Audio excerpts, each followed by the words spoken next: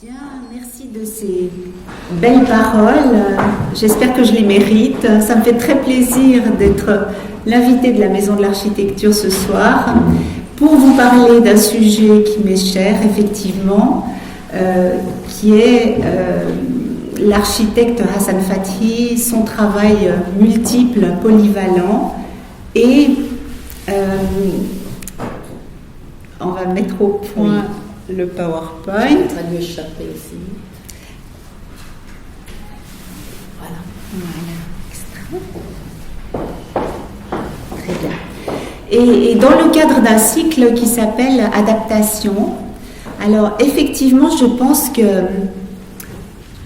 une conférence sur Hassan Fathi a tout à fait lieu d'être dans un tel cadre, parce que l'architecte dont vous avez certainement déjà entendu parler est quelqu'un qui s'est beaucoup préoccupé d'adaptation de son architecture à l'usager, d'adaptation de son architecture au lieu et au site, d'adaptation d'une production architecturale au climat.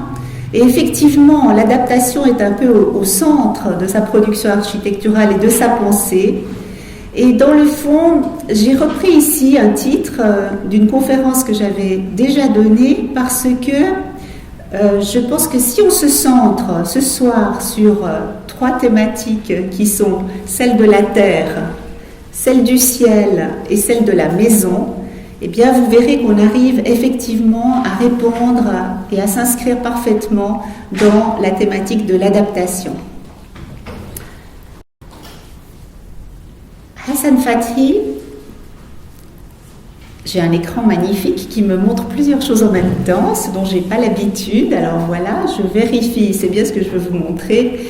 Hassan Fathi est donc un architecte égyptien qui a traversé le XXe siècle. Il est né en 1900 et mort en 1989, une très longue existence, une très longue carrière. Je vous montre de lui une photo un peu moins connue que ce que l'on voit d'habitude. On le voit très souvent représenté en vieillard au soir de sa vie, habillé d'un grand manteau traditionnel arabe qu'on appelle une abaya, sur sa terrasse, dans le Vieux-Caire, au pied de la citadelle. Et là, vous le voyez dans sa cinquantaine triomphante, petite photo passeport, méditant, un peu posé. Ça fait très années 50, à vrai dire. Et grâce aux recherches que nous avons pu faire, nous avons cherché justement à renouveler un peu cette image que l'on avait donnée de lui jusqu'à présent, de ce vieux gourou sage auprès duquel plusieurs jeunes architectes européens sont du reste venus chercher des leçons à partir des années 70 et 80 notamment. Hassan Fathi ne parle pas tellement d'adaptation, même si le terme apparaît dans ses nombreux écrits. Donc c'est un homme qui a construit, vous le verrez, mais qui a davantage encore écrit. Il a laissé une littérature très très importante, très abondante, dont une grande partie est encore inédite aujourd'hui. Il y a énormément de conférences, de textes que nous avons pu retrouver dans des archives au Caire, qui n'ont encore jamais été publiés, et sur lesquels nous nous sommes appuyés pour renouveler un peu l'état des connaissances à ce jour. Parce que Hassan Fathi est loin d'être un inconnu. Il a reçu le Grand Prix de la Fondation Aga Khan en 1980, c'est-à-dire la première fois que la Fondation créait le prix. Il était en fait pour lui. Il a reçu le prix de la Fondation Balzan, il a reçu d'autres récompenses internationales dans les années 80, et donc il a déjà bénéficié d'une reconnaissance tout à fait importante. Mais l'on pourrait dire qu'il y a eu une sorte de retombée dans l'oubli par la suite. Et maintenant, l'état de la recherche est en pleine activité. Du reste, au prochain grand colloque appelé le WOCMES, donc c'est un colloque autour des thématiques de recherche sur l'art arabo-musulman qui se tiendra en Turquie, à Ankara très exactement cet été. Il y aura toute une session consacrée aux recherches nouvelles sur Hassan Fathi justement. Et je pense qu'il faut absolument le ressortir de l'oubli. Dans les écoles d'architecture, j'ignore si à présent on l'enseigne. on a beaucoup enseigné les idées de Hassan Fathi dans les années 70 et 80. Et puis il y a eu un creux parce que, évidemment, c'est un homme qui, dans le fond, se situe dans un mouvement qu'on pourrait qualifier une sorte de contre-culture, aujourd'hui particulièrement, à son époque aussi, et une culture qui est loin d'être dominante, particulièrement dans une époque comme la nôtre, où ce qui nous gouverne, c'est quand même un capitalisme un peu forcené la plupart du temps. Hassan Fathi parle volontiers en termes d'approprier, en fait, dans les différentes langues qu'il utilise, que ce soit l'arabe, que ce soit l'anglais ou que ce soit le français. Il aime beaucoup le terme approprié et je vais peut-être vous soumettre ce soir un titre qui pourrait s'appeler Vers une architecture appropriée, pour paraphraser un peu le Vers une architecture tout court de qui vous savez. Je ne vous fais pas l'insulte de vous donner le nom de l'auteur. Et c'est effectivement une quête qui a été celle de notre architecte tout au long de sa vie, à partir du moment où il est sorti de l'influence internationale liée à ses études, puisqu'il avait étudié l'architecture à l'École polytechnique du Caire, laquelle, au début du XXe siècle, était extrêmement dominée par des professeurs anglais, notamment. On était encore à une époque où l'Égypte était un protectorat anglais. Et je vous donne tout de suite une date importante qui est celle de 1936, puisque c'est le moment où l'Égypte va gagner son indépendance et va se libérer de cette tutelle occidentale et revendiquer très fortement un retour à ses origines, un retour à son art national, un retour à une architecture plus authentique et qui renoue avec des traditions qui ont précédé l'occupation française d'abord, puis l'occupation britannique.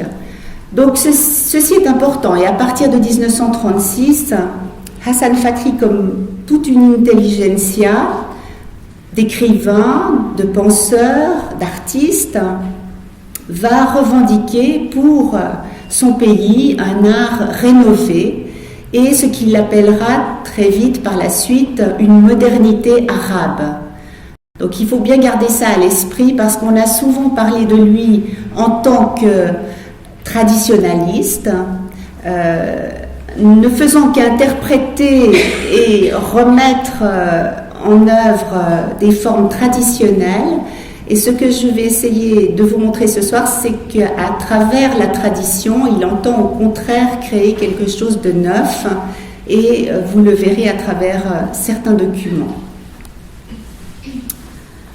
Dans ce contexte de récupération de l'authenticité nationale, Fathi très souvent se montre critique à l'égard des réalisations de son domaine architectural a priori qui émanent du monde occidental et d'une sorte de modernité technologique occidentale à outrance qui a bien sûr gagné l'Égypte aussi. Il faut voir que le Caire est une métropole extrêmement importante depuis le début du XXe siècle, qui se modernise de façon très dynamique.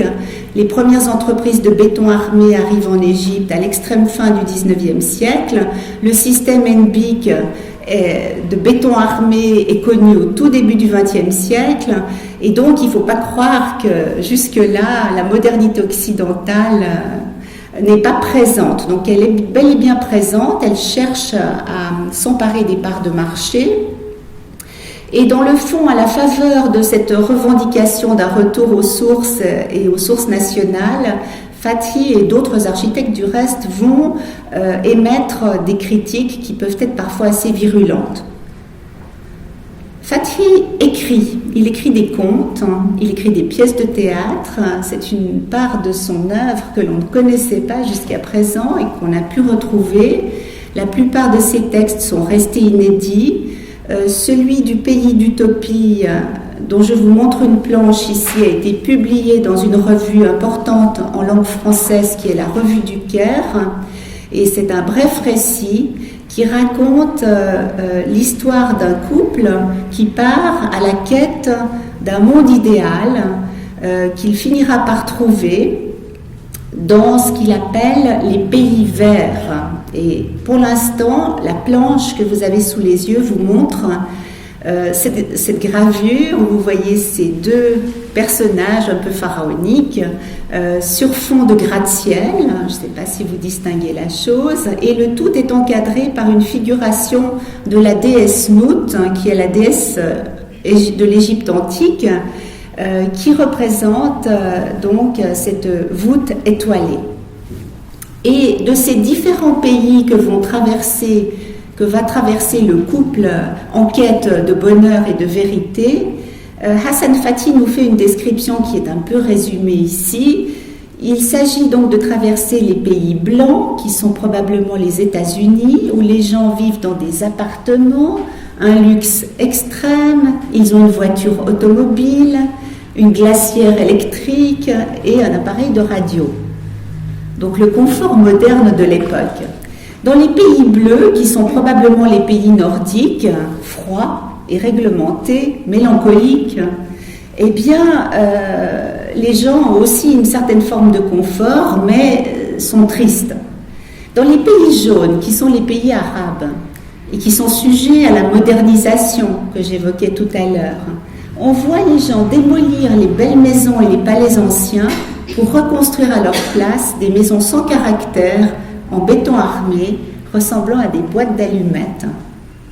Dans les pays rouges, probablement le bloc soviétique, les hommes bâtissent d'immenses cités à une rapidité qui frise la démence et dont ils copient les formes et les lignes des modèles qu'ils avaient fait venir des pays blancs.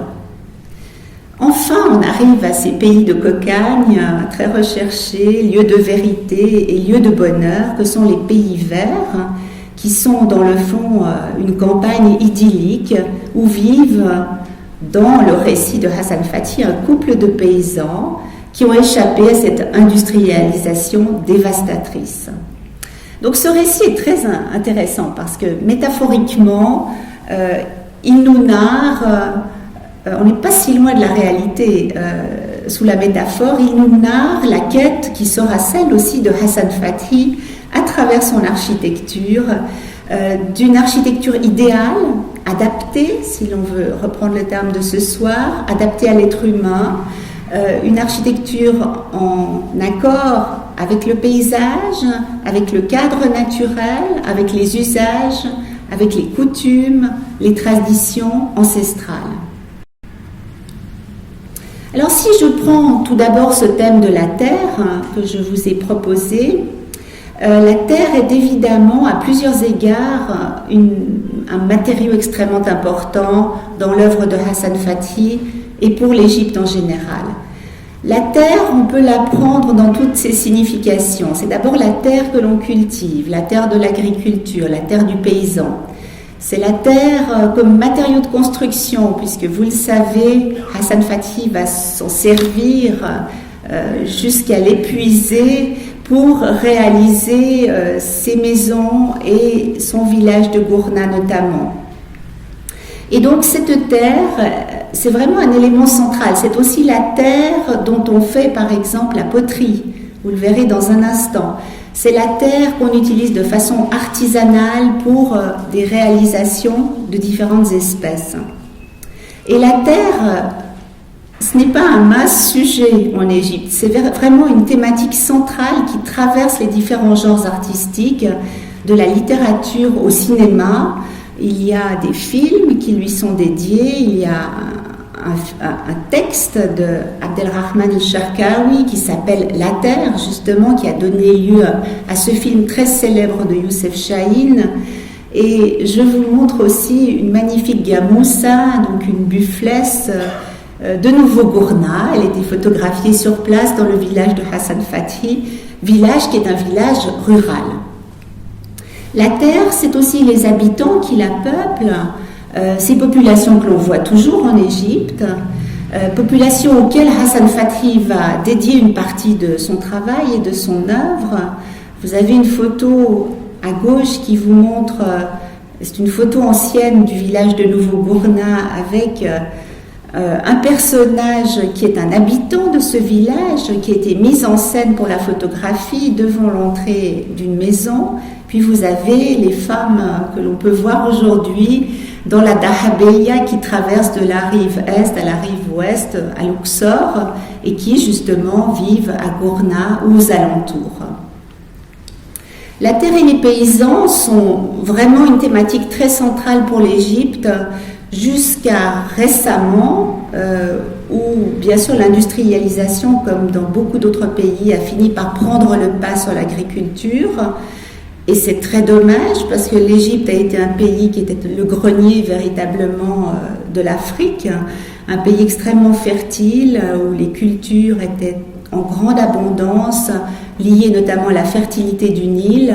Et le fellah ou les fellahin, c'est-à-dire les paysans, sont évidemment au centre des préoccupations de l'intelligentsia à partir du début du XXe siècle déjà, et cela va aller en s'accentuant à partir des années 40-50 notamment, moment où se crée en Égypte un institut des études sociales qui va jouer un grand rôle pour la réhabilitation des paysans. Alors ce que vous voyez à gauche, c'est dans une alcôve d'une réalisation de Hassan Fathi, dans une résidence privée à Loulouat El Sahara, donc sur le canal de Mansouriya, une réalisation des années 50. Vous voyez un paysan et son fils installés sur leur lit, placés dans une alcôve de leur maison paysanne. Et puis de l'autre côté, et là je devrais passer la parole à Nadia Radouane, ici présente dans la salle, une œuvre de Mahmoud Mourtar, le grand sculpteur égyptien mort précocement, mais une œuvre des années 30 possiblement, qui vous montre justement l'inspiration tirée de cette vie paysanne, inspiration inépuisable en Égypte pendant des décennies. La terre, c'est la poterie, et dans le fond, Hassan Fathi va énormément apprécier le matériau terre pour le caractère artisanal qu'il procure à l'architecture. Construire une maison en terre, c'est pouvoir la réaliser soi-même. Il a une phrase assez célèbre où il dit « Un homme ne peut pas construire une maison tout seul, mais 10 hommes pourront construire un village entier de leurs mains. » Et donc, cette idée d'échapper à l'industrialisation et de revenir à des savoir-faire qui mettent en avant le côté artisanal de la création architecturale, c'est une idée qui, bien entendu, s'inspire de l'artisanat que Fathi va placer au centre de sa pensée, véritablement. Parce que, connaissant le niveau de vie des plus pauvres en Égypte, à l'époque où il travaille, donc à partir des années 40, où le sujet de la thématique paysanne l'intéresse particulièrement, sachant le peu de revenus qu'ils ont, son idée est véritablement de faire en sorte de leur donner les moyens de se construire des logements décents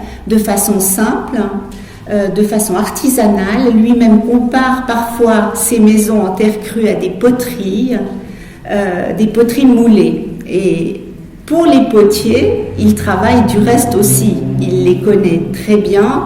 Il réalise pour eux des locaux artisanaux, notamment à Garagos dans les années 50, où coexiste une communauté de potiers coptes qui se voit construire des bâtiments qui existent toujours, qui sont très remarquables. Et du reste, la photo de l'affiche était tirée d'une vue que vous ne verrez pas ici, mais qui est bel et bien prise à Garagos, où vous aviez cette porte d'entrée avec claustra qui permettait de tamiser la lumière, de sorte à éviter l'inondation de trop de jour à l'intérieur des bâtiments.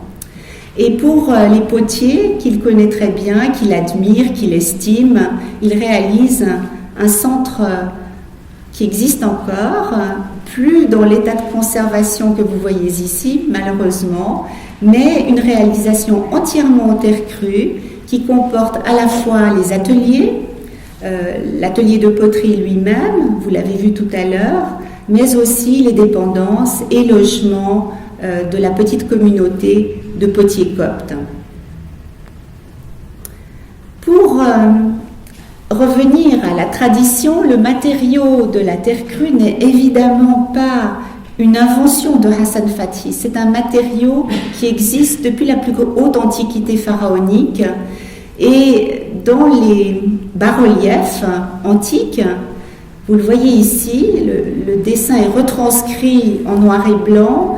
On voit en principe Hatshepsut elle-même, c'est-à-dire la pharaone Hatshepsut, en train de mouler dans un cadre de bois une brique de terre crue qui permettra ensuite de construire un bâtiment. Donc c'est une technique de haute antiquité que Hassan Fathi, mais il n'est pas le seul, va vouloir remettre en activité dans les années 40.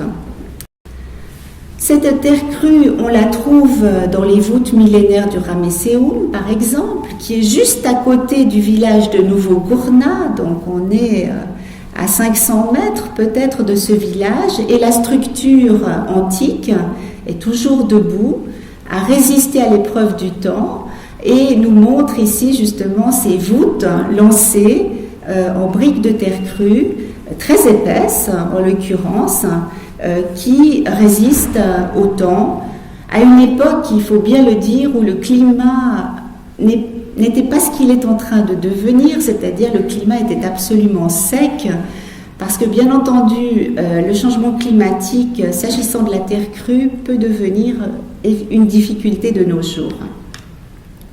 Ce matériau de haute ancienneté, on le trouve pas seulement en Égypte, c'est un matériau qu'on trouve dans un bassin arabo, ou je devrais dire plutôt indo-arabe, assez étendu. Et ici, vous avez un des bâtiments très fameux qui lui aussi comporte une magnifique voûte lancée en terre crue, plus des murs ornés, qui est les restes du palais de Ctésiphon, que Hassan Fathi a eu l'occasion de voir dans les années 50 et qu'il a beaucoup documenté, dont il s'est également beaucoup inspiré. La terre crue, elle se pratique toujours aujourd'hui. Donc je vous dresse un panorama rapide et large pour que vous vous rendiez compte qu'en Égypte, la tradition n'est pas éteinte. On continue de faire de la terre crue dans les villages. Alors on peut la faire de différentes façons. Parfois la terre est banchée ou plutôt elle est projetée sur des clayonnages de tiges de dattes. Il y a une sorte d'armature avec des palmes ou des tiges de dattes, et puis par-dessus on jette de la terre crue de sorte à en faire une maçonnerie. Ça, c'est une technique très rudimentaire. Et puis par ailleurs, la brique, qui est une technique un peu plus élaborée, est quelque chose que l'on pratique toujours. Et d'ailleurs, dans le cas de la restauration de Gourna, vous voyez ici un des occupants du village en train de mouler des briques qui sont ensuite simplement séchées au soleil, et elles sèchent rapidement. Il suffit de les retourner quelques fois pour qu'elles soient complètement sèches, sachant qu'on est quand même dans un climat où en été on peut cuire un pain au soleil simplement. Donc il n'y a pas besoin de four. Vous faites le pain qu'on appelle shamsi, vous faites votre pâte et vous la mettez sécher, levée au soleil, et 2 jours plus tard votre pain est fait. Donc évidemment, il faut remettre ceci dans le contexte climatique, le contexte géographique, et Hassan Fathi est tout à fait conscient de cela, et c'est ce qu'il revendique.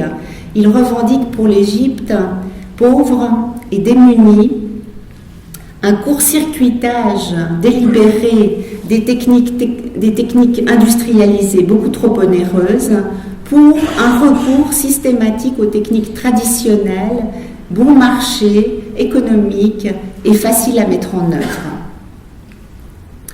Et il n'est pas le seul à revendiquer ce matériau. Les étrangers, les grands architectes étrangers qui arrivent en Égypte, souvent dans le contexte des chantiers archéologiques, comme c'est le cas de Somerset Clarke, un architecte anglais, proposent de construire des maisons d'archéologues tout en briques et avec parfois un soubassement en pierre, mais les murs seront en briques crues, comme c'est le cas de cette magnifique Metropolitan House que vous avez peut-être vue. Elle est à l'entrée des sites archéologiques de Luxor, justement. Elle aussi est menacée apparemment maintenant. Donc en Égypte, défendre le patrimoine, c'est vraiment difficile. Et vous avez ici le dessin qui est à l'origine de cette maison. Et Somerset Clarke a construit pour lui-même, un peu en aval de Luxor, cette magnifique demeure. Et vous voyez qu'on est en 1906, c'est-à-dire on est très tôt, on est au tout début du XXe siècle. Et tout anglais qu'il était, comme beaucoup d'autres architectes occidentaux, il est émerveillé de cette technologie et se rend compte de la ressource qu'elle représente pour un pays comme l'Égypte. Donc, la terre crue, matériaux adaptés, on va dire ça comme ça, pour rejoindre notre thématique de ce soir, et matériaux dont Hassan Fathi va faire un très large usage, particulièrement dans les programmes d'architecture rurale.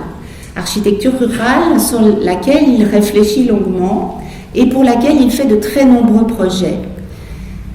On aurait pu croire que Nouveau Gourna, c'était véritablement l'unique projet de ce genre en terre crue, mais on s'est rendu compte qu'avant Nouveau Gourna, qui ne commence qu'en 1945, il y a plusieurs projets pour des isab ou une isba. Une isba, c'est une ferme en arabe, pour des fermes, soit pour sa famille, soit pour de riches propriétaires, dans lesquels il propose justement des résidences en terre crue, avec des dépendances en terre crue, des étables en terre crue, des greniers en terre crue. Et là, vous avez le plan pour une ferme familiale dont on ne sache pas qu'elle a été réalisée, qui date de 1940, et c'est le principe de la esba. Traditionnellement, la esba, c'est un ensemble rural qui est enclos dans des murs. Donc là, vous voyez, il y a un mur qui fait le périmètre de l'architecture et tout à l'intérieur sont disposés les différents logements. De même, dans des dessins qui deviennent des dessins artistiques, mais ce sont des dessins d'architecture véritablement, c'est-à-dire à partir de là, on peut construire la réalisation. Eh bien, il propose également une ferme modèle. Et il n'est pas le seul à travailler sur la thématique de la ferme modèle dans ces années 40. Beaucoup d'autres architectes qui utilisent d'autres matériaux, des matériaux modernes, proposent des solutions. L'enjeu étant d'essayer de faire en sorte de réaliser l'objet le plus économique possible, mais aussi le plus adapté au climat et à l'usage de la paysannerie. Alors là, vous voyez qu'il essaye de proposer différents bâtiments qui ont d'ailleurs été réalisés dans la banlieue du Caire à l'époque, à un endroit où on essayait, c'était une sorte de chantier pilote, où on essayait différents matériaux et différentes formes pour répondre au programme du logement rural. D'autres architectes, comme son confrère Taoufik Ahmed Abdelgawad, proposent, lui, des petites maisons modernes, on va dire ça comme ça. Vous regardez le plan, vous regardez les élévations, les choses sont réalisées soit en briques cuites, mais parfois aussi on propose du béton, malgré tout. Les murs sont beaucoup plus minces, c'est une technique complètement différente, mais néanmoins on se situe dans ces années 40 où la réflexion sous l'égide de l'Institut d'études sociales sur l'habitat rural est extrêmement fertile. Un autre grand architecte qui, lui, est, on pourrait dire, l'antithèse moderne de Hassan Fathi, ça va être même l'un des grands architectes modernes égyptiens, qui a fait ses études à l'école polytechnique de Zurich, dont il est diplômé, et qui crée, en revenant en Égypte, une importante revue d'architecture qui s'appelle Al-Imara, propose en 1945 un ensemble rural pour un propriétaire foncier qui passe commande. Et là, vous voyez l'un des bâtiments qui comporte les étables, qui est le bâtiment d'entrée dans l'exploitation, qui lui est réalisé aussi en terre crue. Donc, tout moderne que soit Sayed Karim, il propose aussi d'utiliser ce matériau que l'on considère très volontiers adapté au climat surtout parce qu'il engendre des murs extrêmement épais qui ont une très forte inertie thermique. Et lorsqu'on est à l'intérieur de cette architecture, eh bien, en été, quand il fait très chaud, on perd tout d'un coup 20 degrés. Et je n'exagère pas en disant 20 degrés, il peut faire extrêmement frais à l'intérieur. Et en hiver, au contraire, ces bâtiments conservent une très bonne tiédeur. Le comité technique pour l'amélioration du sort du paysan écrit beaucoup de textes. Je ne vous ai pris qu'une citation qui rend bien compte de ce souci réel de vouloir répondre au programme du village paysan et d'améliorer les conditions de vie de cette classe qui correspond à la classe industrielle en Occident. Les paysans d'Égypte sont les ouvriers d'Allemagne, des Pays-Bas ou de France.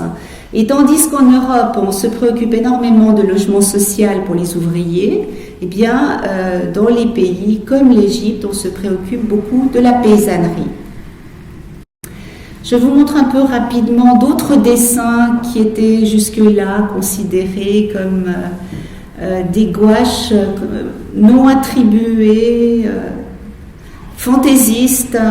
Ça a été très difficile de les identifier et de réaliser qu'il s'agissait véritablement de projets d'architecture, là aussi, pour du logement paysan dans les années 40.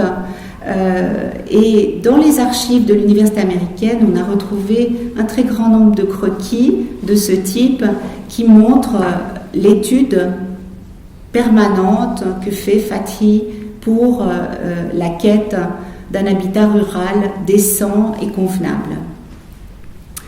Les réalisations commencent à voir le jour dans ces années 40, justement, un peu avant et presque au même moment que le début du chantier de Nouveau Gourna, qui est donc son chantier phare, le chantier auquel il a consacré énormément d'énergie et plusieurs années de sa vie, dont on parlera dans un instant. Et ici, vous voyez une ferme modèle, toujours aux environs du Caire, qui est une sorte de bâtiment témoin, parce qu'à partir de cette unité, il était question de construire tout un village. Donc c'était une sorte de maison témoin pour paysans, tel que proposé en terre crue par Hassan Fathi. Et c'est extrêmement intéressant, on pourrait entrer dans le détail, parce qu'on voit se développer là son vocabulaire, qui sera par la suite un vocabulaire récurrent, avec les murs de terre crue, qui sont parfois assis sur un socle en calcaire pour solidifier le bâtiment. Et puis, les toitures sont réalisées sous forme de dôme et de voûte. Le dôme et la voûte étant des couvrements qui permettent, d'une part, d'éviter d'employer le bois qui est coûteux en Égypte et qui est régulièrement volé là où il y en a, dans les régions reculées. Très souvent, on enlevait toute la toiture d'une maison et le propriétaire se retrouvait avec des murs sans toit parce que le bois avait été récupéré par quelqu'un d'autre pour en faire autre chose. D'avoir une construction totalement uniforme d'un point de vue matériel, ce qui est intéressant aussi d'un point de vue statique. Donc tout le bâtiment est construit comme une poterie véritablement. Et dans le fond, la voûte, une fois qu'on aura redécouvert la technique nubienne, que vous verrez dans un instant, est un procédé de construction extrêmement simple qui est à la portée du commun des mortels. Le dôme également.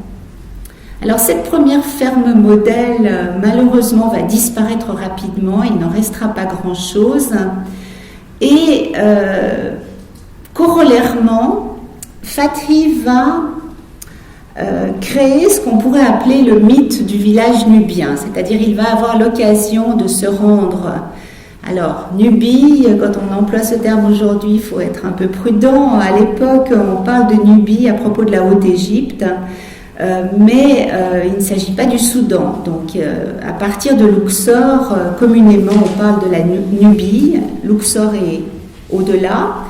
Et l'école des beaux-arts dans laquelle enseigne Hassan Fathi dans les années 40 va effectuer un voyage d'études jusqu'à Assouan et va découvrir une architecture vernaculaire relativement moderne, mais aussi ancienne, tout à fait inattendue, oubliée, et des villages, c'est ce que raconte Hassan Fathi dans son livre que vous connaissez sans doute, Construire avec le peuple, qui est son best-seller, publié dans les années 70, eh bien, il raconte comment ces villages sont tout à fait adaptés au climat, comment ils sont beaux, comment les maisons sont simples et comment elles répondent à leurs besoins.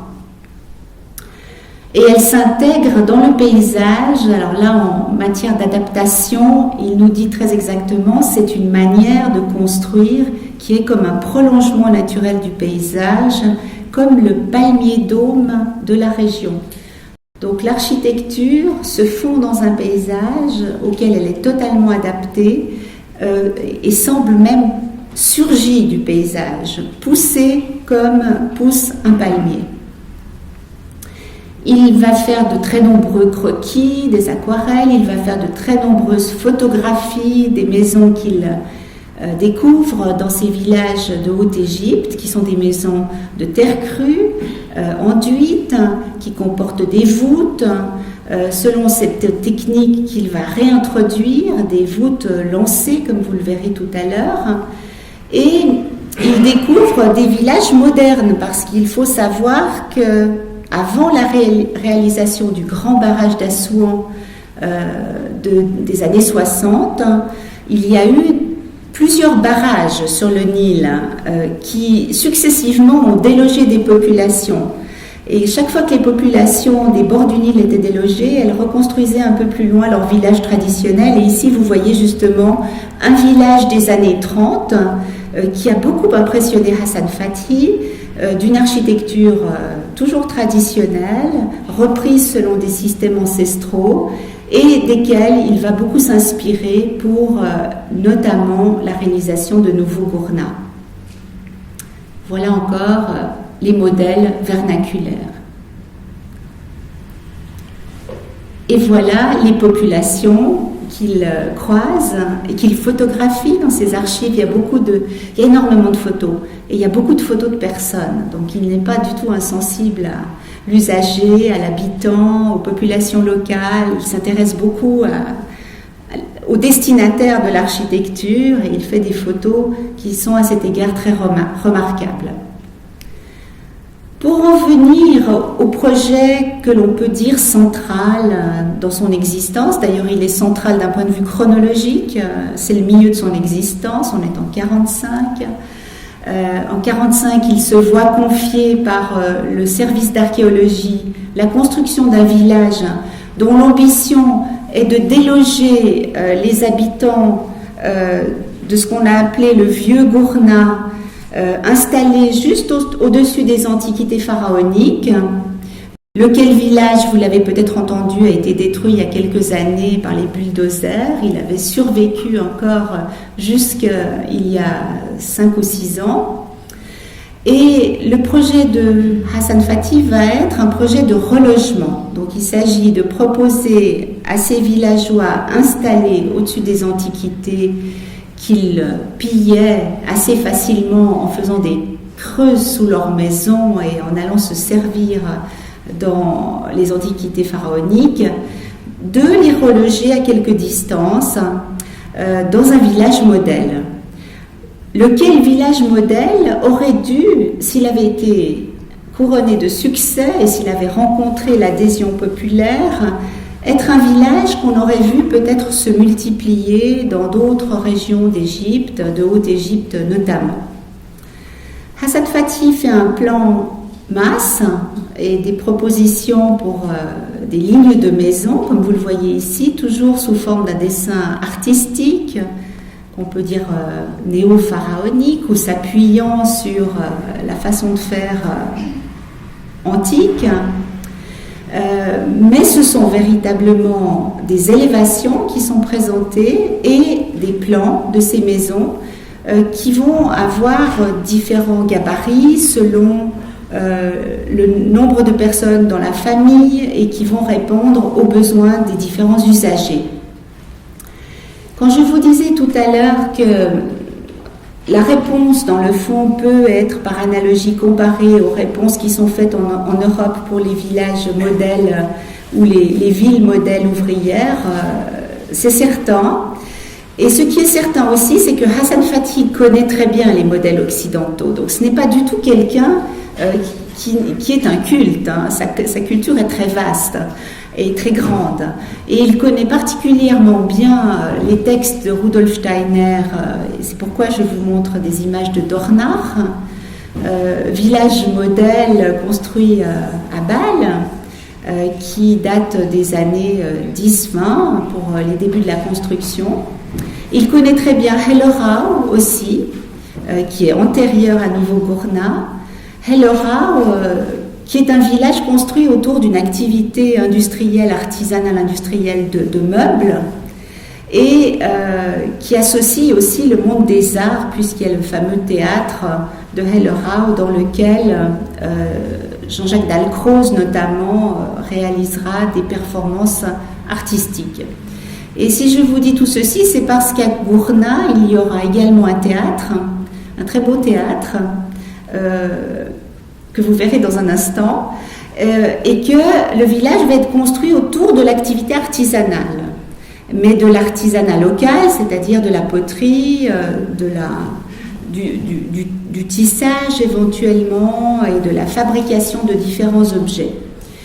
Et il y aura également un théâtre. Donc le programme, d'une certaine façon, est sans doute inspiré de ce qui se fait dans les villages modèles occidentaux. Néanmoins, Hassan Fathi, et ça c'est son côté homme de théâtre, je ne peux pas évidemment entrer dans toutes les facettes de sa personnalité, on reste ciblé sur l'adaptation ce soir, mais c'est un grand metteur en scène. Il écrit des pièces de théâtre et dans le fond, la façon dont il va raconter la création de son village modèle, d'en construire avec le peuple, est aussi comme une sorte de pièce de théâtre, et la façon dont il va organiser son chantier également. Et là, vous voyez une photo extrêmement stupéfiante, qui est une prière faite sur les fondations, probablement de la mosquée de Novo-Gourna, où il a convoqué le cheikh de l'ancien village, et les autorités de l'ancien village pour justement effectuer cette prière. Le reportage photographique suit, donc tout ceci on l'a retrouvé dans les archives, c'était des documents peu connus et donc ça marque une importance symbolique pour l'appropriation que les villageois devraient faire par la suite de cette réalisation. Pour revenir à la technique constructive appropriée, c'est le terme qu'aime employer Hassan Fathi, et le lancement des voûtes nubiennes, puisque tout à l'heure je vous parlais de ces voûtes qui peuvent être construites très très facilement par deux hommes installés sur des planches, eh bien c'est une construction qui permet de lancer une voûte dans l'espace sans coffrage, donc économie de matériaux, et simplement grâce à un procédé qui fait qu'en inclinant les couches successives de voûte, cette voûte devient autoporteuse. Et donc, partant d'un mur, pignon, on arrive petit à petit à progresser dans l'espace. C'est une voûte qui a une courbure très particulière, que Fathi va d'ailleurs appeler parabolique, et c'est pas pour rien qu'il emploie ce terme, c'est qu'au même moment, les ingénieurs du béton armé, en béton armé, dans les années 50, réalisent des voûtes paraboliques. Et quand je vous disais que ce que Fathi recherche à travers la technique vernaculaire, c'est quand même la modernité, eh bien, on le voit tout à fait à propos de la façon de qualifier les voûtes qui résultent de cette technique ancestrale. Le premier bâtiment achevé, c'est cette maison-ci, dont vous avez d'un côté une photographie ancienne. Le chantier a été extrêmement bien documenté, d'innombrables photographies ont été faites. Dans la publication Construire avec le peuple, on en voit un petit nombre, mais on ne voit aucune photographie qui montre l'atteinte qui a été faite, l'inondation,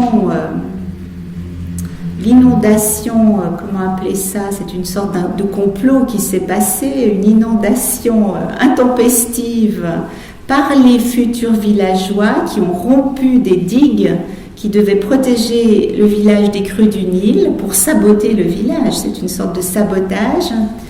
Sabotage qui a été fait en 1947, c'est-à-dire le village était en plein chantier. Les futurs habitants ne voulaient pas du tout déménager de leur ancien gourna si bien placé qui leur assurait une rente grâce au pillage des antiquités. Très très vite, ce nouveau village a été vu comme quelque chose qui allait être un obstacle à leur activité habituelle. C'est une des raisons qui a fait que probablement ce sabotage a eu lieu, mais pas la seule. Le village a aussi été jugé comme un village qui allait remettre les populations dans des conditions de vie qui n'étaient pas modernes, mais au contraire des conditions à l'ancienne, puisqu'on construisait en terre. Et dans le fond, tout ceci s'est amalgamé non seulement dans l'esprit des futurs villageois, mais également dans l'esprit de l'Égyptien moyen de l'époque, si bien que dans les années 50, Nouveau Gourna a été extrêmement décrié. Pourtant, quand on regarde certaines photographies qui n'ont pas été publiées et qui ont été redécouvertes récemment, et que l'on voit comment se présentait le village au moment de son achèvement partiel, eh bien on se rend compte qu'avec la terre crue, Hassan Fathy voulait vraiment proposer une architecture nouvelle, dont les formes épurées, relativement simples, comme vous pouvez le voir ici, étaient des formes inédites et absolument pas traditionnelles. Et je vous ai mis en regard deux citations, justement. La première est de Luis Barragan, qui est un contemporain de Hassan Fathy, le grand architecte mexicain, qui lui aussi s'est beaucoup appuyé sur la tradition pour faire du moderne, et qui parle de la tradition comme d'un tas de poussière d'or, de la nature de l'homme, et qui permet de se projeter dans un avenir. Et Fathy, lui, effectivement, est convaincu aussi que les architectes modernes doivent trouver la vérité dans une tradition ancienne et locale. Je vous montre encore quelques photos de Nouveau Gourna, tel qu'on ne le voit plus malheureusement. Et ça, c'est un assemblage de vues récentes, relativement récentes.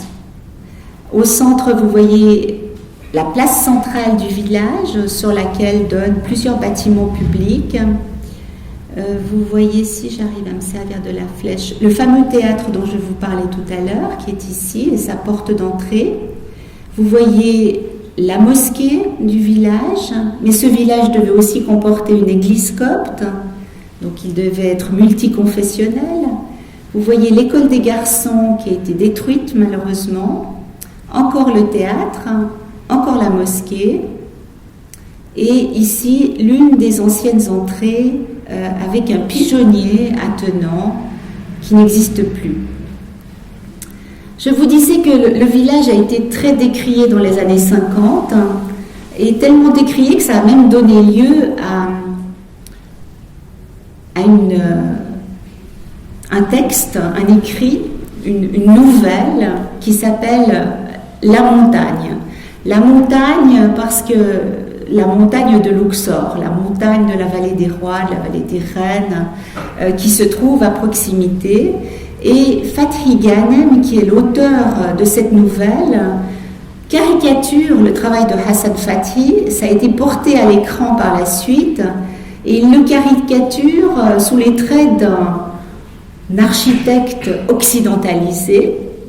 Alors ça, c'est évidemment une question extrêmement difficile, je ne vais pas pouvoir développer trop ici, mais Hassan Fathi, comme tous les Égyptiens éclairés de cette époque, sont forcément occidentalisés parce qu'ils ont été éduqués à une époque où la présence des étrangers était encore extrêmement forte. Ils sont forcément ouverts au monde. Le Caire est une grande métropole très cosmopolite, donc l'occidentalisation existe, bien entendu. Et il le caricature complètement en disant qu'il arrive dans une grande voiture, ce qui n'était quand même pas le cas. Mais ce qui était bien le cas, c'est qu'il faisait jouer du Rachmaninoff sur un gramophone, comme il disait lui-même, dans sa maison de Gourna. Il aimait beaucoup la musique occidentale. Donc effectivement, on va se servir de cette culture cosmopolite qu'il a pour dire que dans le fond, il a créé un village qui ne répond pas du tout à une demande vernaculaire locale et qu'en cela, ce village, c'est quelque chose qui ne présente pas tant d'intérêt. Donc, c'est une véritable cabale qui se tisse à l'intérieur de l'Égypte elle-même, qui est très divisée par rapport à la réception de cet ouvrage. Ouvrage qui donc connaît un sort difficile, et à partir de la création, le village est remis en question. Ça explique aussi les difficultés qu'on a jusqu'à aujourd'hui pour essayer de faire admettre sa protection. Une partie du village, ici, une photo relativement récente, vous voyez les voûtes paraboliques du marché. Donc je reviens sur ce côté de modernité, parce que Fathi lui-même dit que pourrait-il y avoir de plus au goût du jour que l'idée de produire de la force par la géométrie, comme dans les paraboles hyperboliques, si chères à quelques architectes et constructeurs modernes. Et dans le fond, c'est un peu un pied de nez qu'il essaie de faire aux ingénieurs occidentaux en disant ces voûtes paraboliques, on peut les réaliser dans un matériau peu coûteux, dans un matériau traditionnel, et elles seront aussi belles et parfois presque aussi fines que les voûtes de béton armé. La terre va être le matériau de prédilection de l'architecte, mais, et je ne développerai pas là-dessus, mais c'est extrêmement intéressant, dans les années 50-60, à la fin des années 50, Hassan Fathi a l'occasion de partir de l'Égypte et de travailler pour une très grande agence de développement qui est l'agence de Doxiadis Associés, qui est établie à Athènes, un bureau de reconstruction pour le Proche et le Moyen-Orient. Et à cette occasion, il va se déplacer notamment au Pakistan et en Irak. Et il va prendre connaissance des techniques vernaculaires locales, il va prendre connaissance des conditions climatiques qui ne sont plus les mêmes qu'en Égypte. Le climat est beaucoup moins sec, il y a des épisodes de mousson parfois, et il va s'inspirer de ces techniques constructives locales, comme par exemple le barasti, qui est une sorte de tressage de bambou, comme vous le voyez sur cette image, qui permet ensuite de réaliser des couvertures sur des maisons paysannes, dans des villages. Et dans le fond, à chaque lieu, sa solution. On peut dire ça. Donc, d'un point de vue adaptation, c'est très important. Ce n'est pas qu'il va vouloir à tout prix transporter une technologie née dans un endroit à un endroit qui obéit à d'autres règles, à d'autres usages, à un autre climat et à d'autres coutumes. Les exemples sont nombreux. Ça, c'est un exemple parmi d'autres. Cette technique de barasti, il essayera par la suite de la moderniser. Et quand il reviendra au Caire, il va faire des recherches, et ça, c'est quelque chose qu'on ne connaissait pas très bien jusqu'à présent, de véritables recherches de techniques constructives. Parce qu'il veut essayer de prouver que certaines techniques sont préférables à d'autres. Donc, sous l'égide du ministère de la Recherche scientifique, qui comporte tout un département dévolu à la construction. Il propose de faire des expériences à l'échelle 1-1 en construisant ce qu'il appelle des chambres modèles. Et ces chambres, ce sont des petits bâtiments, si vous voulez. Là, vous voyez sur une photo 2 de ces chambres. Il propose de les réaliser soit en pierre, soit en briques cuites, soit en briques crues, soit en béton, et de les couvrir de différentes façons, soit avec justement ce système issu du Barasti, mais ça peut être en ciment projeté, qu'il connaît et qu'il essaye. Ça peut être des voûtes traditionnelles en terre crue.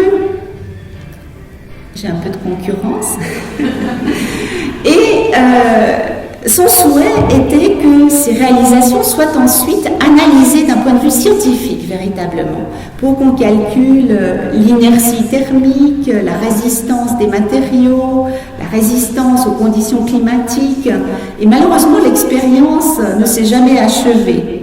Le ministère de la Recherche scientifique a fait défaut, et Hassan Fathi, je pense, faisait un travail assez pionnier de vérification d'hypothèses. Il s'agissait de voir finalement à l'usage et à l'expérience quel pouvait être le matériau le mieux adapté à la construction dans un climat tel que celui de l'Égypte en l'occurrence. Je vois que j'ai parlé pendant 54 minutes. Je vais accélérer. Je vais accélérer parce que je dois vous parler du ciel et puis je dois encore vous parler de la maison. Mais on va aller beaucoup plus vite. Alors, le ciel. Pourquoi ? Parce que pour l'instant, nous avons parlé surtout de bâtiments ruraux. Mais Hassan Fathi s'est intéressé à d'autres programmes. Il s'est intéressé à des programmes qui touchent aussi l'architecture résidentielle. Il a construit des mosquées, il a fait des projets pour des universités, il a fait des projets pour des bâtiments publics. Et le ciel, dans un pays comme un pays désertique comme l'Égypte, est quelque chose de très très important parce que vous allez le voir traditionnellement, le ciel c'est quelque chose qu'on fait entrer dans sa maison. Et dans cet extrait d'un manuscrit inédit, justement, il explique bien que la maison ne doit pas traditionnellement s'ouvrir sur l'extérieur, qui est le désert très souvent, mais qu'elle doit être retournée vers sa cour intérieure qui est un patio avec fontaine, qui procure du bien-être, et ce patio lui-même s'ouvre ou est éclairé par le ciel, et il s'ouvre la nuit sur cette infinité étoilée de l'univers. Les termes que Hassan Fathi utilise pour parler de l'architecture sont souvent presque mystiques. C'est quelqu'un qui est très... comment appeler ça ? Je ne vais pas parler de religieux parce qu'il ne s'agit pas vraiment d'une religion, mais c'est quelqu'un qui effectivement est très mystique, surtout quand il avance en âge. Et dans le fond, ceci nourrit complètement sa pensée architecturale.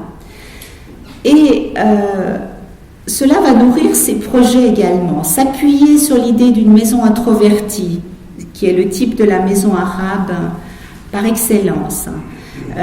Ça va nourrir ces différents projets, des projets pour des résidences notamment, comme ceci par exemple, une résidence qui est représentée dans une gouache.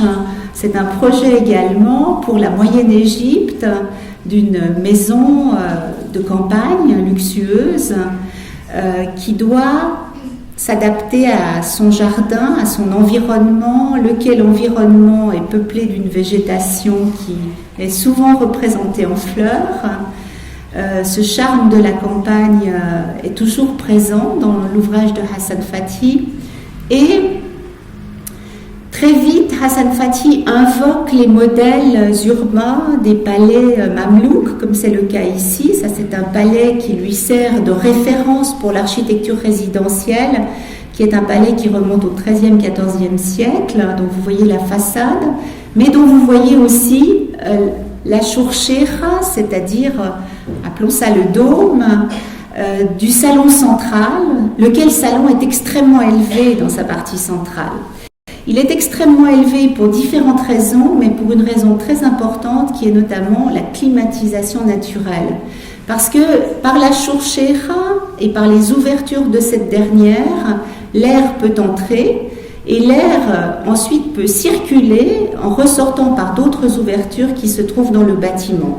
Donc ces mécanismes de ventilation naturelle que Hassan Fathi redécouvre dans l'architecture traditionnelle arabe sont des choses qu'il va chercher à réintroduire dans sa propre architecture. Et c'est extrêmement intéressant en termes d'adaptation de l'architecture au climat. Là, vous voyez un dessin qui est un relevé de ce même palais. Vous voyez le plan de ce salon central qui s'appelle une ka'a en arabe. Et cette ka'a va devenir un modèle possible pour le plan de la maison résidentielle arabe. C'est-à-dire, Hassan Fathi va vouloir se débarrasser de la terminologie et de la typologie des pièces telles qu'héritées du monde occidental pour se réapproprier la typologie des pièces telles qu'on les trouvait dans les maisons avant l'occupation. Les questions de ventilation sont extrêmement importantes et quand on parle du ciel, on parle aussi de l'air, évidemment. Dans un pays chaud, c'est central. Et vous voyez ici quelques-uns des croquis qui montrent comment peut se faire cette circulation d'air à travers les différentes ouvertures et notamment grâce aux prises d'air que vous voyez ici en toiture. Donc ce sont comme des capteurs d'air qui existaient au Caire sur toutes les maisons anciennes, orientées en direction des vents dominants et notamment des brises thermiques, et elles sont occultées par un mouchoir à biais, parfois, ou parfois elles sont ouvertes, et l'air pouvait entrer par là, comme vous le voyez ici, et circuler ensuite pour ressortir là, ou au contraire pour ressortir de l'autre côté. Donc ces circulations d'air naturel que l'on a étudiées de façon scientifique dans les années 60, 70, d'ailleurs en 68, Hassan Fathi va publier un livre avec des collègues anglais qui s'appelle Natural Energy and Vernacular Architecture, où il est question justement de toute cette question de ventilation naturelle. L'objet dans lequel il va réaliser une véritable prouesse sous l'angle de la ventilation naturelle va être le souk de Bariz, qui est la réalisation centrale d'un autre village des années 60, celui-là, qui non plus n'a pas été terminé, mais dont subsiste ce bâtiment, dont vous voyez qu'il a plusieurs registres de voûtes fermées par des claustras à travers lesquels circule l'air, qui permettent de rafraîchir de façon très considérable les pièces du bas où sont entreposées les marchandises. Alors l'air, l'image est très mauvaise, malheureusement, l'air dans tous les pays préoccupés par les écarts thermiques et la chaleur, c'est quelque chose de très important. Je vous montre à Jaipur le palais des vents, d'ailleurs on l'appelle Hawa Mahal, c'est-à-dire le palais du vent en hindi, et c'est toute une partie du palais royal de Jaipur qui n'est fait que d'ouverture de percements de claustras et qui permet de ventiler de façon extrêmement subtile les locaux qui se trouvent à l'arrière. Donc cette préoccupation et cette adaptation au climat est un des sujets centraux de l'architecture de Hassan Fathi, et en chaque circonstance, il essaye de résoudre la question climatique. Là, vous le voyez dans un des appartements qui existe toujours, qu'il a construit pour une anthropologue, Shahira Mehrez, qui s'occupe beaucoup du folklore traditionnel et des vêtements traditionnels égyptiens. Et vous voyez effectivement comment, grâce au capteur d'air ici, l'air peut pénétrer ensuite, éventuellement ressortir par la Shurshera ou bien circuler plus loin dans l'appartement.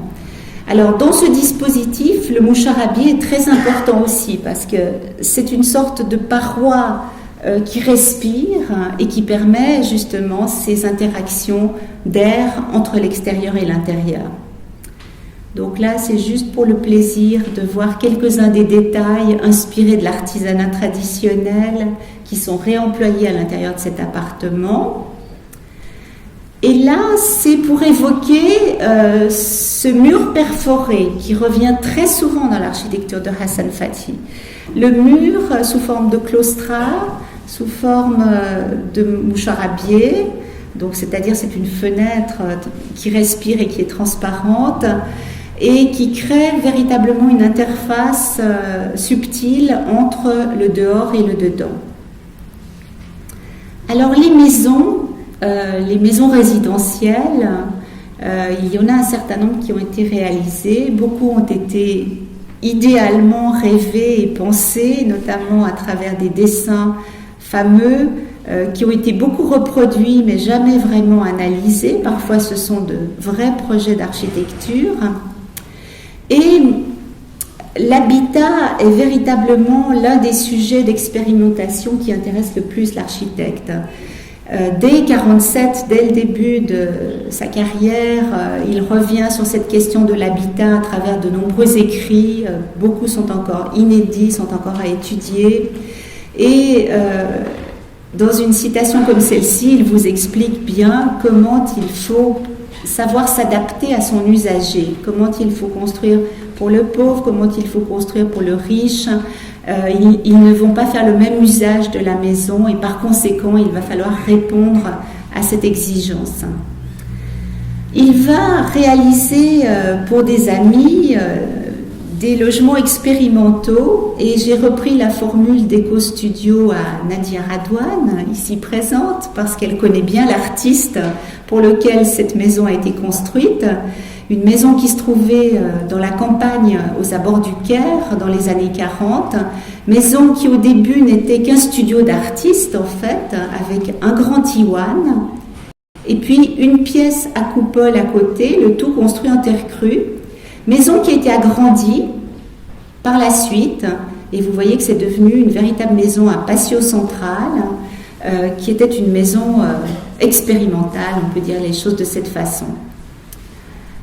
De cette maison, vous avez quelques vues ici, et vous voyez comment, effectivement, s'inspirant de la tradition, des éléments d'artisanat traditionnel, que ce soit la porte en bois assemblée, que ce soit le moucharabieh, que ce soit le mobilier à l'intérieur, Hassan Fathy essaye de réaliser quelque chose qui est quand même du jamais vu et qui est totalement novateur. Encore un joli dessin d'une maison de bord de lac. Une maison qui existe toujours et délibérément j'ai pris une photo qui montre qu'elle est en mauvais état. L'état est même un peu pire aujourd'hui.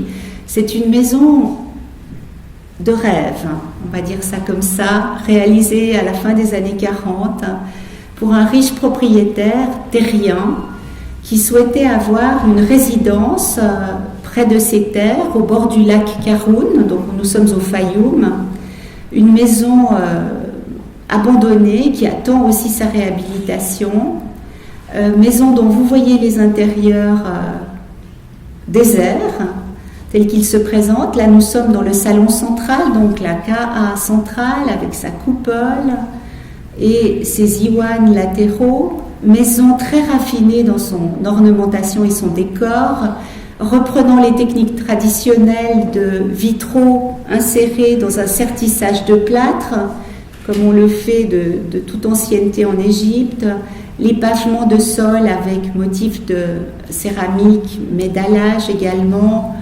les volets dont vous voyez qu'ils...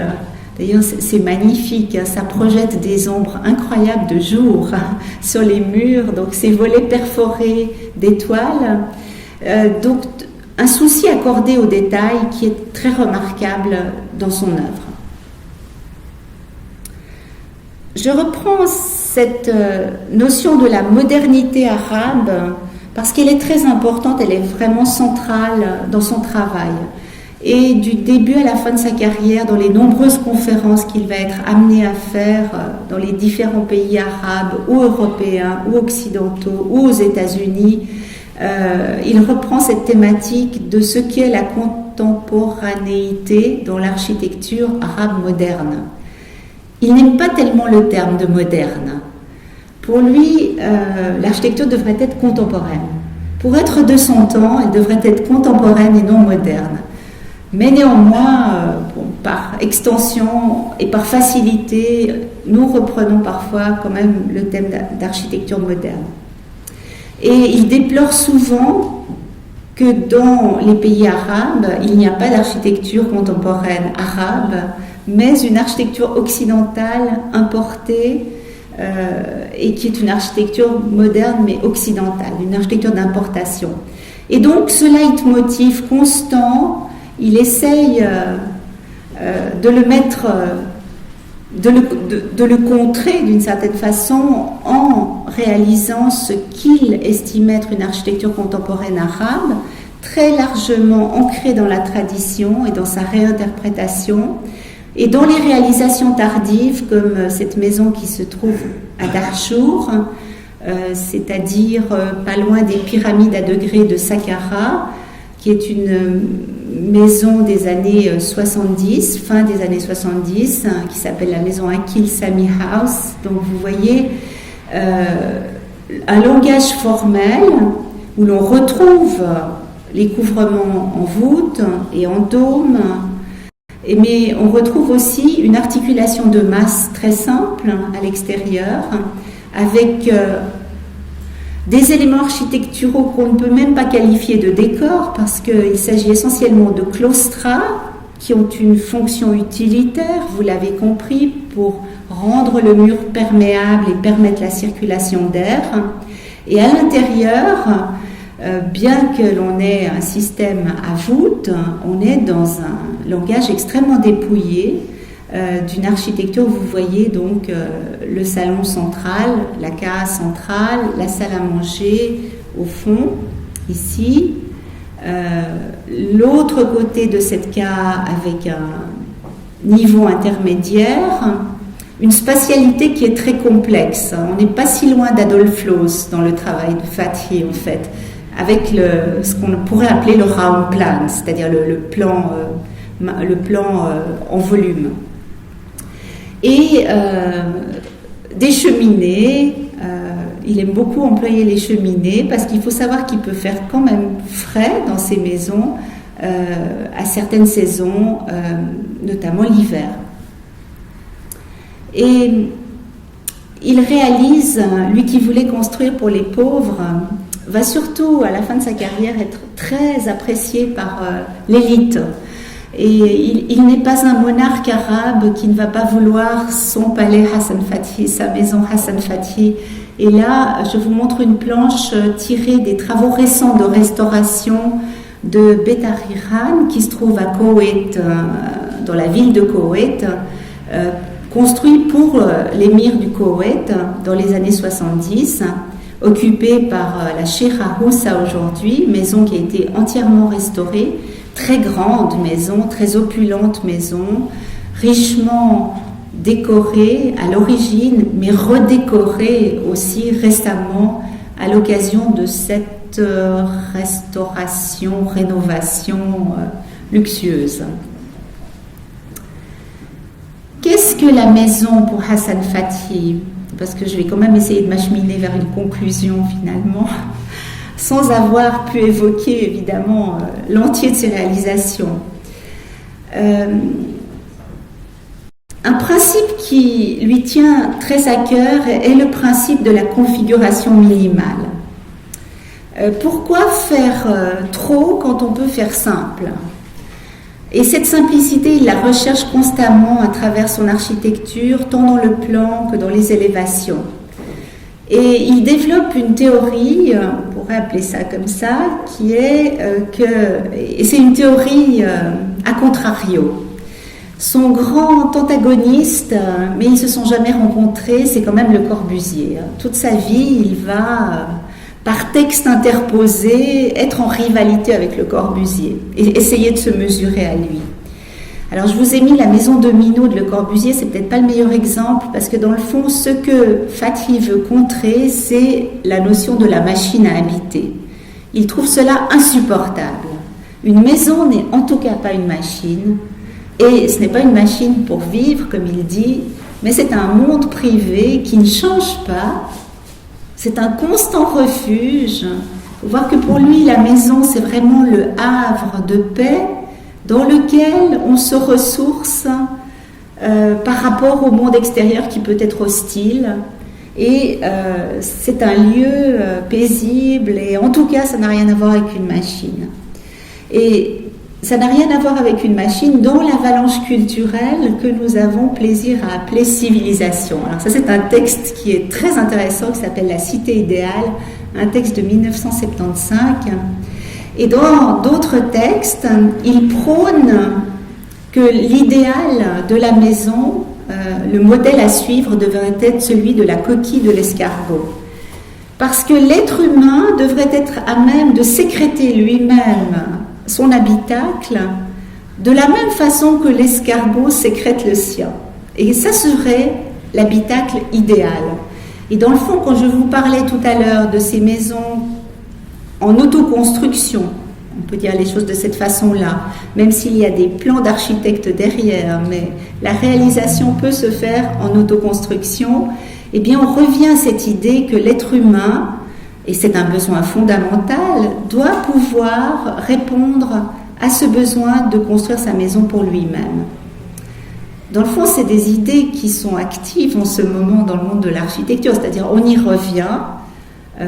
Ça n'est peut-être pas qu'une utopie d'ailleurs, mais évidemment dans le monde industrialisé dans lequel nous évoluons, pour le moment ça semble encore difficile. Et cette inspiration de la configuration minimale, eh bien il faut la chercher dans la nature. Et la nature, ce sont aussi les formes issues du monde animal marin, notamment. D'ailleurs, je devrais d'abord vous montrer peut-être cette image des radiolaires, lesquels radiolaires, qui sont des organismes marins minuscules, qui ont été étudiés justement par le dit Ernst Haeckel dans Kunstformer der Natur au début du XXe siècle, un ouvrage fondamental que Hassan Fathi connaît, avec des planches magnifiques qui vous montrent ces animaux. Ici, ce sont les animaux marins, justement, et leurs configurations, qui ne sont parfois pas si minimales que ça, mais naturelles, devraient pouvoir inspirer les architectes, et c'est d'ailleurs probablement, effectivement, une chose qu'il met en rapport, lui, avec Buckminster Fuller et le dôme géodésique, lequel dôme géodésique il récupère pour certains de ses projets. Justement, quand il travaille pour Doxiadis et pour le Pakistan, il met au point des projets pour des mosquées et propose de construire les dômes non plus en terre crue ou en pierre ou quoi que ce soit d'autre, mais selon des structures triangulées, géodésiques, qui pour lui dérivent probablement des structures radiolaires. Donc, l'adaptation ou l'architecture appropriée, on peut la réaliser si l'on suit Fathi de plusieurs façons. On peut la réaliser en respectant tout d'abord l'environnement dans lequel on va construire de façon scrupuleuse, en respectant la tradition locale qui est toujours porteuse de sens et porteuse de solutions d'avenir, et en respectant l'usager, c'est évidemment très important, et peut-être même en allant aussi chercher dans la nature, dans les structures naturelles, des éléments de modèle pour d'éventuels projets.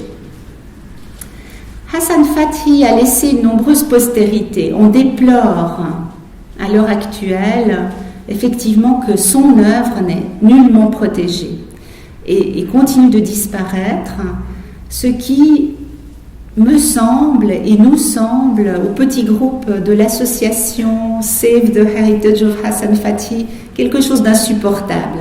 Si l'on pense que plusieurs architectes occidentaux font partie du patrimoine mondial, Hassan Fathy, dont l'importance est considérable, aussi en Occident, n'a aucune de ses réalisations protégées à l'heure actuelle. Et donc, raison pour laquelle nous allons continuer d'œuvrer pour cette protection, sachant qu'en Égypte, on a traversé un moment extrêmement difficile et que les accords qui avaient été pris à l'UNESCO ont été suspendus à cause de la révolution et des changements de régime. Tout n'est pas perdu, mais la situation ne s'est pas améliorée en 3 ans, bien entendu. Et ce pauvre village de Gourna, dont je vous ai montré quelques photos anciennes du temps de sa gloire, a continué de s'abîmer. Par contre, la leçon de Fathy, on pourrait dire, elle est internationale. Si vous allez dans les pays en voie de développement, si vous consultez le travail que fait la Fondation Aga Khan, si vous suivez ce qui se fait dans le monde arabo-musulman, si vous suivez ce qui se fait dans l'Afrique subsaharienne, eh bien, vous trouverez partout des réalisations en terre qui, de près ou de loin, s'inspirent ou au contraire se démarquent du travail de Fathy, mais en reprennent certains des principes. Donc, ça nous laisse sur une note d'espoir, mais ce que nous aimerions vraiment, et peut-être avec votre appui, c'est arriver à garder intacte et à restaurer une partie de son patrimoine qui demeure un chef-d'œuvre en péril. Je m'arrêterai ici en vous remerciant beaucoup de votre patience et de votre attention.